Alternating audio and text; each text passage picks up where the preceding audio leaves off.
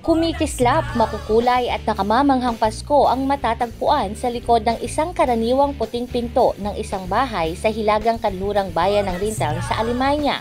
Inabot ng pamilya Jeromin ng world record para sa pinakamaraming bilang ng mga dekoradong Christmas tree na nakalagay sa iisang lugar na may kabuuang 605 base sa kumpirmasyon ng Record Institute for Germany.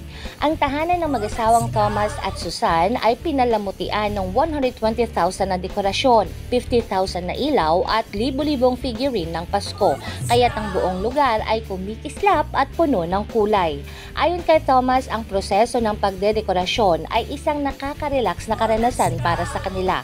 Puno ng dekorasyon ng halos buong bahay nila, pati na ang banyo, maliban sa dalawang silid na hindi nila pinapalamutian, ang kanilang kwarto at ang kwarto ng kanilang anak na babae. Ang pamilya Jeromin ay nagtakda na ng parehong record ng 6 na beses mula 2017 hanggang 2021 at muli noong 2023. Noong nakaraang taon, ang kanilang record ay 555 Christmas tree, ngunit hindi tumigil ang mag-asawa at nagdesisyon pa ring dagdagan ang bilang ng mga Christmas tree sa kanilang koleksyon na bumasag sa sarili nilang record.